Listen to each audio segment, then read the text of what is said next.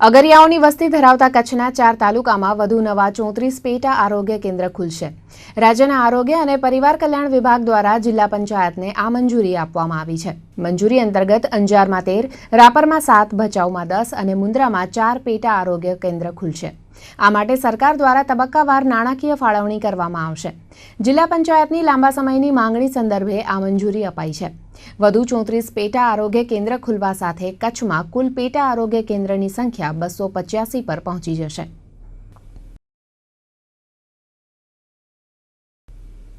રાજ્યભરની શાળાઓમાં ઉજવાઈ રહેલા જ્ઞાન સપ્તાહનું આજે ગુરુવંદના સાથે સમાપન થયું હતું। 1 સપ્ટેમ્બરથી લઈ 5મી સપ્ટેમ્બર દરમિયાન ઉજવાયેલા જ્ઞાન સપ્તાહ અંતર્ગત પ્રત્યેક દિવસની વિવિધ થીમ પર ઉજવણી કરાઈ હતી। જ્ઞાન સપ્તાહના અંતિમ દિન અને શિક્ષક દિનના પર્વે ગુરુવંદના કરવામાં આવી હતી, જેમાં શાળાઓના નિવૃત્ત શિક્ષકોનું પણ વર્તમાન શિક્ષકોને વિદ્યાર્થીઓએ સન્માન કર્યું હતું। જેમાં શાળાઓના નિવૃત્ત શિક્ષકોનું વર્તમાન શિક્ષકોએ અને વિદ્યાર્થીઓએ સન્માન કર્યું હતું। ભુજની ઇન્દિરાબાઈ કન્યા શાળામાં ગુરુવંદનાનો આવો જ એક કાર્યક્રમ યોજાયો હતો, જેમાં નગર અધ્યક્ષા હેમલતાબેન ગોર પણ ઉપસ્થિત રહ્યા હતા। ભાદરવા સુદ 11 એટલે કે રામા પીરનો નિર્વાણ દિન। આ દિને રામદેવ પીરે સમાધિ લીધી હતી। આ દિન નિમિત્તે ભુજના શિવનગરમાં આવેલા રામદેવ પીર મંદિરે મહાઆરતી અને મહાપ્રસાદ સહિત વિવિધ ધાર્મિક કાર્યક્રમો યોજાયા હતા। આ દિન નિમિત્તે વાણિયાવાડ યુવક મંડળ દ્વારા રવાડી પણ કાઢવામાં આવી હતી। રામદેવ પીરના નિર્વાણ દિન સંદર્ભે નખત્રાણા અને ભચાઉમાં લોકમેળાનું પણ આયોજન કરાયું છે। દ્વારકાના શંકરાચાર્ય સ્વામી સ્વરૂપાનંદે સાંઈ ભક્તિનો વિરોધ કરતા સમગ્ર દેશમાં આ મુદ્દો ચર્ચાસ્પદ બન્યો છે।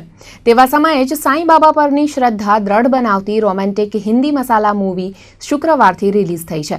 કચ્છી કલાકારોને ચમકાવતી આ લો બજેટ ફિલ્મનો ભુજમાં પ્રીમિયર શો યોજાયો હતો। शिरडी वाले साईं के दर एक बार जो आता, शिरडी वाले साईं के दर एक बार जो आता, शिरडी में पग रखते ही वो दुखों से मुक्ति पाता। નંદિની ફિલ્મ પ્રોડક્શન દ્વારા નિર્મિત સાંઈ યાત્રામાં કચ્છના નાના મોટા મળીને 16 આર્ટિસ્ટે અભિનય આપ્યો છે। માસ્ટર પિયુષ ભાનુશાલી હોય કે ફિલ્મમાં સાંઈ બનેલા અભિનેતા રમેશ દરજી હોય કે પછી વિલન મનસુખ ગોરસિયા, મોટા ભાગના કચ્છી જ છે। કે હું પોતે સાંઈ બાબાનો ભક્ત છું અને શિરડીમાં ત્યાં કને દર્શન કરવા ગયો હતો અને ત્યાં દીપકભાઈનો મને ફોન આવ્યો કે તમને સાંઈ બાબાનો રોલ કરવાનો છે, એટલે સાંઈ બાબાનો પરચો મને ત્યાં જ મળી ગયો, એમના શરણોમાં જ। જય સાંઈ રામ। ભુજના સુરમંદિર મલ્ટીપ્લેક્સ ખાતે સાંઈ યાત્રાનો પ્રીમિયર શો યોજાયો હતો। હિન્દી ફિલ્મોના જાણીતા સ્ક્રિપ્ટ રાઇટર નીરજ વોરાના આસિસ્ટન્ટ રહી ચૂકેલા દીપક ગોસ્વામીએ આ ફિલ્મનું પટકથા લેખન અને દિગ્દર્શન કર્યું છે।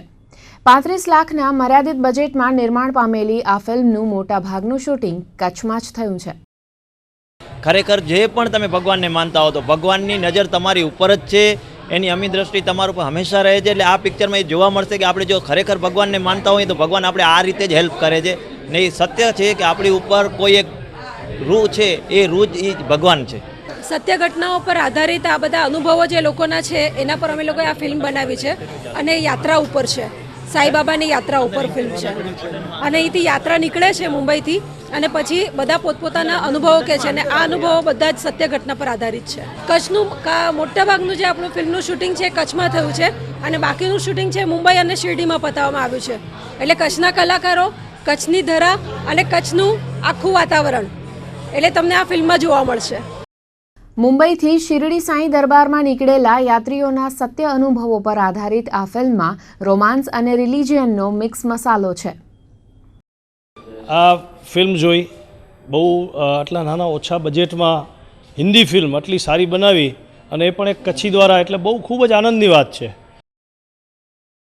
ઓછા બજેટમાં નિર્માણ પામેલી આ ફિલ્મને કચ્છ સિવાયના શહેરોના પ્રેક્ષકો કેવો પ્રતિસાદ આપે છે તે જોવું રહ્યું, પરંતુ આ ફિલ્મે કચ્છના કલાકારોને તેમની અભિનય પ્રતિભા દર્શાવવા એક સારો મંચ પૂરો પાડ્યો છે।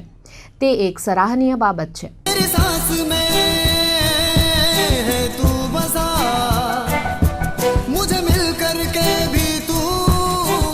કચ્છ ઉદય ટીવી ન્યૂઝ ભુજ। અને અહીં સમય છે ફરીથી નાના વિરામનો।